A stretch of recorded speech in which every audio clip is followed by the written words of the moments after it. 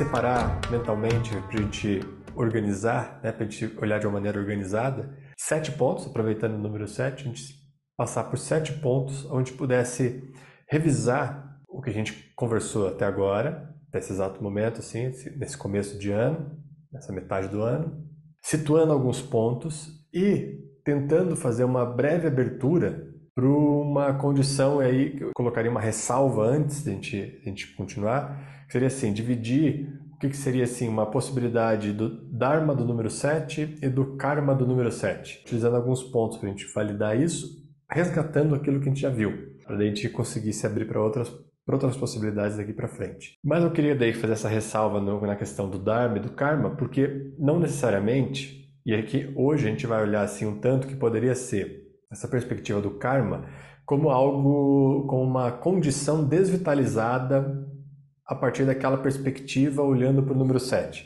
Então, quando a gente olha por determinada perspectiva para o número 7 e avalia o Karma e o Dharma daquela posição, daquela condição, melhor dizendo, a gente vai considerar que o Karma seria a estrutura desvitalizada e o Dharma quando ela está vitalizada. Assim, essa leitura de Karma e Dharma não é exatamente a mais apropriada, vamos dizer assim, é só uma maneira de a gente dividir os contextos, porque o Karma não necessariamente ele precisa ser visto como algo ruim. Vamos pensar que o divino ele permeia tudo e tudo está acontecendo sobre a ótica do divino. Então, mesmo o Karma, ele é uma condição divina.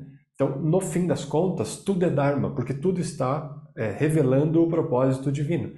Tá? Mesmo aquelas coisas que a gente considera desvitalizadas e que promovem aí um campo de confusão. Hoje nós vamos dividir nessa questão como algo vitalizado e algo desvitalizado. Mas não entendam karma como algo ruim, como sempre algo ruim, que é o que as pessoas entendem de cara, assim, né? Quando elas ouvem falar karma, elas já compreendem que é algo que foi promovido a partir de um equívoco e que necessariamente vai precisar ser resolvido ou sofrido alguma consequência para que ele seja resolvido, né? Ou com uma punição, muitas vezes. A vida acontece na junção, Dharma, quando se une, e a vida acontece na separação, Karma. Então, Dharma é uma ação que junta e Karma é uma ação que separa, mas a vida acontece nas duas. A vida precisa das duas para acontecer. E é por isso que ocorre esse movimento todo nesses dois contextos. Mas hoje, especialmente, para a gente fazer uma revisão, a gente vai utilizar aí um paralelo de contraponto, só para a gente poder se situar e tentar mapear isso mentalmente. Então, vamos ver se a gente consegue percorrer todos. Poderia pensar o número 7 como uma estrutura mental, como nós já falamos. Nós poderíamos pensar o número 7 como uma estrutura de presença. Nós poderíamos pensar o número 7 como uma estrutura de ação. Nós poderíamos pensar o número 7 como uma estrutura de proteção. Nós poderíamos pensar o número 7 como uma estrutura de tempo-espaço, de localização de tempo-espaço. Nós poderíamos pensar o número 7 como relacionamento e nós poderíamos pensar o número 7 como um espaço onde o divino acontece. Então eu separei 7 itens aqui para a gente olhar, aproveitando o número 7, para a gente situar e se situar. Então se a gente olhar agora com calma esses 7 números, a gente vai ver que é basicamente boa parte do que a gente discutiu, do que a gente investigou até hoje aqui, dentro desses 7 contextos aqui. Se a gente fosse considerar, dentro dessa perspectiva que eu disse para vocês ali inicialmente, o Dharma e o Karma do número 7, diante de cada um desses contextos, nós vamos poder investigar a questão da seguinte forma. Se a gente vai entender a estrutura mental que o 7 propõe,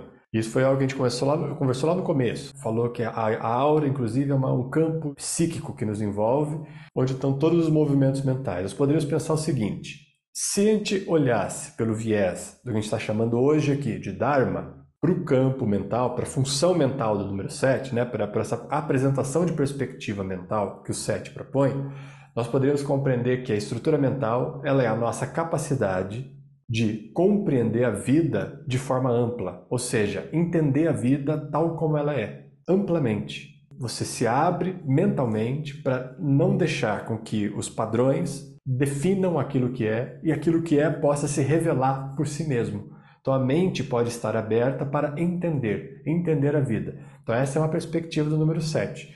Esse campo mental que se abre, na perspectiva dármica, como nós estamos olhando aqui hoje, abre para se compreender, né? Abre para entender. Ou nós poderíamos dizer que, daí na perspectiva do karma, ela desconfia. Então, se ela, na perspectiva dármica, ela se abre para a realidade, na perspectiva kármica, ela desconfia e ela começa a criar uma série de questionamentos que começam a encobrir a possibilidade de reconhecimento da realidade. Então seria uma visão que a gente tem dessa estrutura, desse campo psíquico diante da manifestação. Então, a maneira como a mente pode se comportar diante daquilo que ela percebe. Ou ela se abre completamente, ou ela se fecha, mas o se fechar dela seria como que é o funcionamento padronizado do fechamento da mente. Começa a colocar dúvidas e questão e desconfiança. Então ela começa a criar uma série de questionamentos e questionamentos que você não consegue responder com tanta clareza, e aí essa falta de clareza começa a criar uma névoa, né, de desconfiança, e a partir dessa desconfiança você questiona aquilo que está acontecendo e começa a questionar a realidade para então começar a viver na sua própria fantasia. Porque a sua própria fantasia começa a ter as respostas mais adequadas para aquele questionamento. A vida, por si só, não preenche as expectativas daqueles questionamentos, mas a sua própria fantasia, justamente por a questão estar surgindo da própria fantasia, tem a resposta. Então começa a criar essa névoa de desconfiança. Poderia dividir aí nessa perspectiva, nesse primeiro item do número 7, esse campo mental, como essas duas possibilidades, ou o entendimento ou a desconfiança. Então, o primeiro é o ponto para a gente avaliar. Se a gente fosse avaliar pela perspectiva da presença, que foi o segundo ponto que eu apresentei para a gente hoje aqui. Então, se a gente fosse avaliar pela perspectiva da presença, a presença tem um tanto a ver com essa questão da mente, tá? Do campo mental, porque tem a ver com os fatos. Tá? Vamos pensar assim: a sua presença em determinado local já é a garantia de que você está compreendendo, está percebendo o fato como ele está acontecendo. O fato está acontecendo diante de alguém que está conscientemente presente. Uma possibilidade aqui é você compreender a realidade a partir dos fatos. Então, a partir daquilo que é. Tem um tanto a ver aqui com essa estrutura mental, porque quem vai organizar e administrar isso que está chegando é a estrutura mental, mas é a presença, é também o campo de presença que pode, a partir da sua própria presença, afirmar a realidade que estava acontecendo, porque você estava lá, e se você estava conscientemente lá, você era o próprio fato junto com aquilo que acontecia. Então você se torna, tem um caráter de fato, como o fato sendo a verdade, e não, aí na isso sendo a perspectiva dármica, e não na perspectiva kármica como a interpretação do fato. Então veja, aqui é um pouco de diferença do campo mental. Se no campo mental começa a surgir a desconfiança a partir dos questionamentos, a partir do campo da presença que avalia o fato, ocorre uma interpretação equivocada do fato a partir dos próprios padrões. Então não é necessariamente com o campo de questionamentos e de dúvidas que vai gerar uma desconfiança. Simplesmente você interpreta o fato de uma outra maneira e assume aquele fato como realidade. Então tem uma falta de percepção do que está acontecendo mesmo, porque você não estava ali consciente, esse campo de presença não estava ali consciente de si mesmo, a ponto de ser o próprio fato acontecendo, portanto a realidade. Né? Então, nesse sentido dármico, o fato se revela como a única instância, não tem interpretação do fato ali. Numa perspectiva kármica, dessa visão da presença, há uma interpretação do fato a partir das fantasias. E aí, sabe-se lá qual é a interpretação que você vai dar para cada acontecimento. São os nossos equívocos. Então, a gente põe uma coisa na cabeça e não questiona mais aquela interpretação e toma aquela interpretação como realidade. Diferente, como eu falei, do item anterior, que é o campo mental, que você questiona e, a partir da desconfiança, cria uma névoa de não possibilidade de percepção da realidade, tá? Do não entendimento. Aqui é a partir da interpretação do fato, e esse fato que toma algum sentido a partir da sua própria fantasia e você não mais questiona aquilo, e aquilo passa a ser para você uma realidade e fica gravado no seu banco de memória aí como uma realidade, um fato consumido. E você não questiona que aquilo ali é uma interpretação de um fato que aconteceu, e o fato pode não ter nenhuma relação com essa interpretação. Como muitas vezes não tem mesmo, né? A gente já comentou isso aqui de diversas formas e vocês aí já têm isso, de certa forma, claro para vocês. Então nós teríamos essa possibilidade aqui. Então nós falamos do campo mental, campo de presença. Um campo de ação. O 7 também é uma possibilidade de agir, porque se conecta ali com o número 3. Na perspectiva dármica, tudo aquilo que nós já tentamos esmiuçar e entrar e abrir mais sobre o perdão. Então, o perdão é um tipo de ação que pode surgir no número 7. Então, no campo de ação, o perdão seria algo que surgiria a partir do número 7, no sentido mais convencional, como nós já tratamos aqui, e também naquele sentido mais amplo que nós já investigamos aqui ao longo desses meses todos aí do início do ano. Isso na perspectiva dármica. Se a gente fosse compreender esse campo de ação a partir da perspectiva kármica, nós poderíamos entender outra coisa que a gente já falou aqui quando a gente falou de nirvero, de vingança. Então, a ação se torna vingança. Veja que interessante, no campo do 7, quando a gente vai falar de ação, fazer um recorte na ação, nós podemos entender que a ação dármica é o perdão e a ação kármica é a vingança. Então, ou seja, quando o passado vai determinar as suas ações. Então, a vingança é você agindo a partir de algo que aconteceu no passado. O perdão, ele pode ser usado como manipulação, né, no sentido assim, não é que toda aparência de perdão é perdão. Os perdões reais, né, vamos colocar aqui com essa característica, porque nem todo perdão é real, pode ser manipulação, pode ser jogo. Mas se não é jogo, ele é uma abertura para aquilo que vem depois, porque é o deixar o passado atrás, é revelar o instante em cada momento.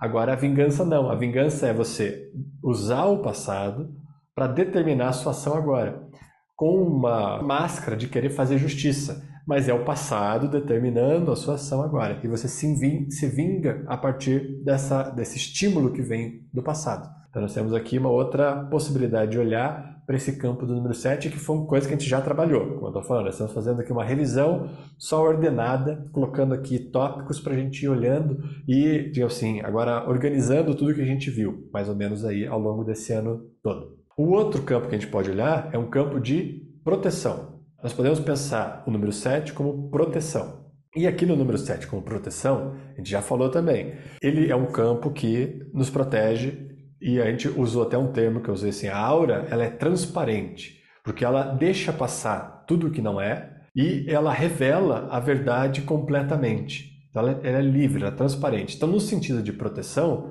surge daí uma confiança e você se sente completamente protegido, mas não porque você criou barreiras, mas porque você é completamente livre, completamente transparente, nada que não corresponde ao seu magnetismo, à sua presença, vai ficar ali com você. Você é livre, então a proteção se dá pela liberdade. Você se sente completamente protegido, você sente que nada que não for o que lhe cabe irá acontecer com você. Então isso te dá a segurança da proteção. Ou, numa outro polo, esse campo de proteção vai virar uma prisão. E aí você vai se sentir preso dentro de você, preso dentro dos seus próprios padrões, preso dentro da sua própria questão. Você nunca se sente livre o suficiente para caminhar relaxadamente na vida. Então há sempre um grau de tensão e um grau de incômodo, porque essa prisão incomoda, você não quer estar preso, né? Ninguém quer estar preso. Mas se na perspectiva dármica, esse olhar a partir do campo da proteção pode gerar essa liberdade, essa confiança, numa perspectiva kármica gera esse sentimento de prisão. E você se sente preso dentro de você mesmo, ou não se sente adequado, ou sente que não pertence àquele lugar. Você está dentro de uma prisão da qual você não pertence. Então imagina que a crise que não é, quando você está dentro da sua própria aura e você não sente que a aura é a sua casa, é uma prisão. Então você quer estar fora dela. Então você não corresponde à estrutura que te envolve, então não consegue fortalecer, não consegue se sentir confortável com ela e se sente preso, quer sair dela, não quer ser mais você mesmo. Então você não tem a tendência de achar que você não está sendo você ou que o lugar onde você está nunca é o lugar, né? Então você tende a querer sair dessa prisão, sair dos lugares para todos e para qualquer outro lugar que não aquele ali, porque parece que é o local que está te aprisionando, quando na verdade é o seu campo de proteção que está desvitalizado. Então, nessa perspectiva kármica seria essa possibilidade de olhar para a vida de uma maneira limitada, de uma maneira que você se sente preso mesmo. E que aqui nos daria assim um indício para outra visão aqui, que é a estrutura temporal, espaço-temporal, vamos dizer assim, porque tem a ver mais com o espaço, ela é espacial. Que nesse sentido, dármico quando você se conecta com o espaço, a partir dessa visão dármica fortalecida, com vitalidade,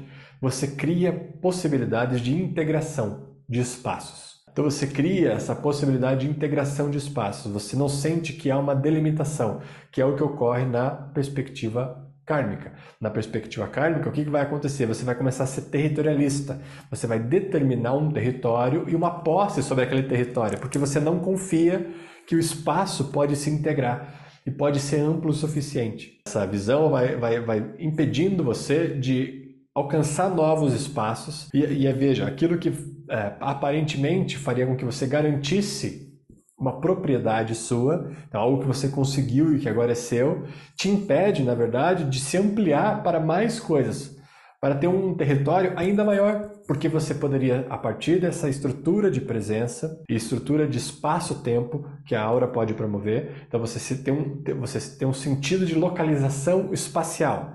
E a partir desse sentido de localização espacial, você sente que o espaço ele é infinito e que você pode, a cada movimento, integrar um novo espaço a essa condição de presença espacial, quando vitalizado.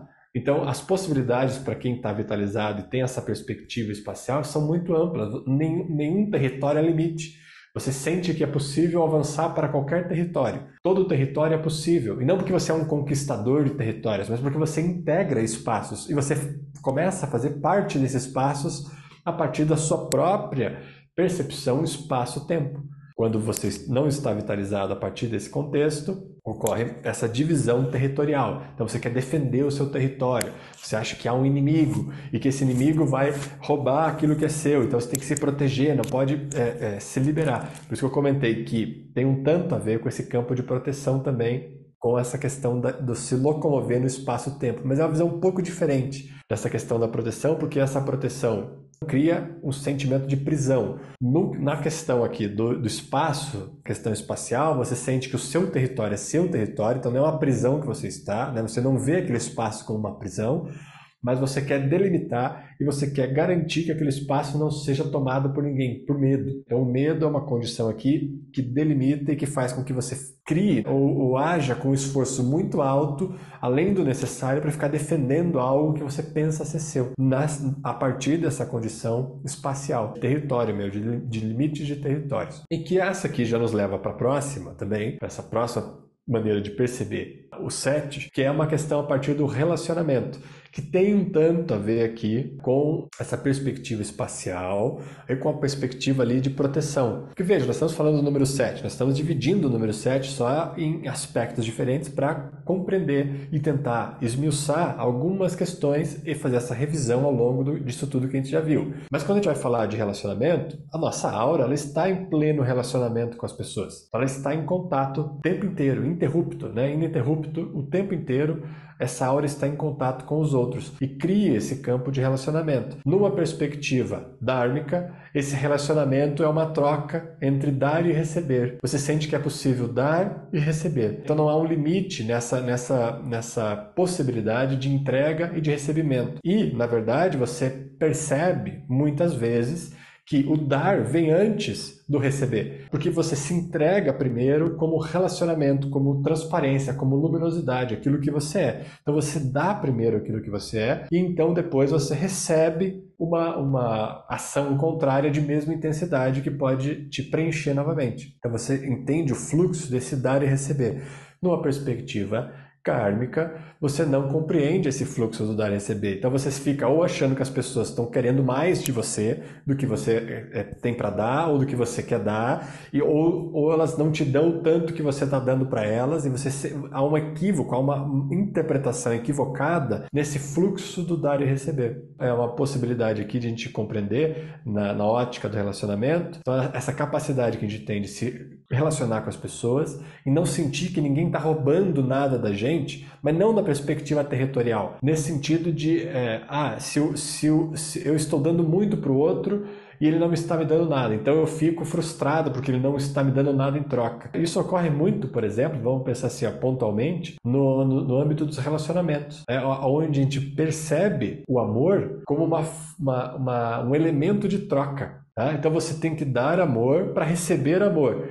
E aí isso começa a virar um jogo entre o casal, em algumas situações, e ele começa a ser uma mercadoria, começa a ser negociado. Então eu te dou um tanto de amor à medida que você me dá também. Então se você não me der esse tanto de amor que eu espero, que eu estou dando para você, eu vou começar a dar menos amor para você também. E essa perspectiva é a perspectiva kármica, é a perspectiva desvitalizada dessa possibilidade. Quando a gente está vitalizado, você não fica medindo esforço, não fica medindo se o outro está dando o mesmo que você está dando. Você simplesmente transborda livremente aquilo que você é. Essa luminosidade, essa transparência, essa força, o perdão. Então você completamente livre transborda. E ao transbordar, você sente que recebe tudo de novo também. Então você percebe que é uma troca constante entre dar e receber. E que isso é uma lei que rege a vida.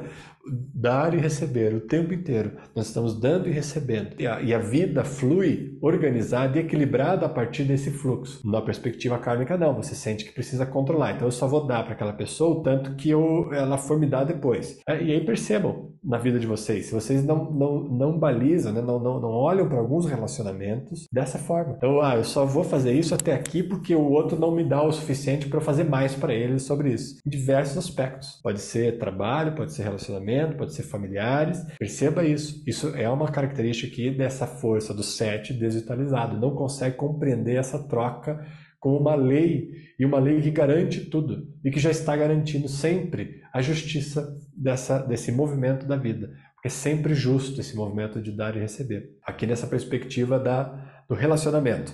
E na última perspectiva, para a gente olhar aqui de novo também nessa condição, que eu coloquei uma possibilidade que o divino tem de acontecer. Então nós poderíamos pensar o número 7 também, e aqui seria assim, o ponto que se tocaria, né, como eu comentei lá no início, com talvez o sétimo chakra, o 7 do sétimo chakra, né, um tanto aqui nessa relação, que é essa possibilidade do divino realmente acontecer livremente a partir desse campo individual. Então o divino tem dentro da estrutura manifestada, um indivíduo, um campo individual, aonde pode ser revelado o divino completo. É como se a gente visualizasse, talvez eu já tenha falado para você, essa visualização dos campos da consciência. Como é que eu vejo, e eu gosto de desenhar isso para as pessoas entenderem os campos da consciência. Uma fonte luminosa lá em cima, o eterno sol, que nós cantamos lá no fim da aula, então o eterno sol iluminando a vida lá em cima, os campos da consciência, as 11 lentes dos campos da consciência, organizadas em ângulos específicos e completamente limpas. Essa luminosidade passa por essas lentes, tá? Então, o infinito, essa luz infinita, o eterno sol que está lá em cima, passa pelas lentes do campo da consciência, as 11. Todas estão num ângulo exato para que, quando essa luminosidade passa, assim como passa por um prisma, ela une tudo num único ponto aqui, unitário, individual. Então, a luz total passa pelos campos da consciência, adquire certos ângulos e, assim como uma lupa ou um prisma, vem para um único ponto focal e que você acontece aqui individualmente. Mas é a mesma luz ampla que passou pelos campos da consciência e se manifestou individualmente. Então, essa é a possibilidade do 7 de manifestar essa luminosidade, por isso que eu comentei que a aura é um campo de luz que pode manifestar o divino. E aqui nesse contexto é onde está a diferença clara, talvez nós falemos mais aí para frente agora sobre ela. A gente vai tentar investigar um tanto isso para a gente ficar bem claro essa questão, que é a diferença entre elevação e superioridade. Então, quando o divino se revela livremente e utiliza esse campo luminoso para se revelar, elevação. Quando há padrões, as lentes estão sujas, o divino não passa e a pessoa vai manipular, ela se coloca numa atitude de superioridade. E aqui a diferença entre estar elevado e se sentir superior.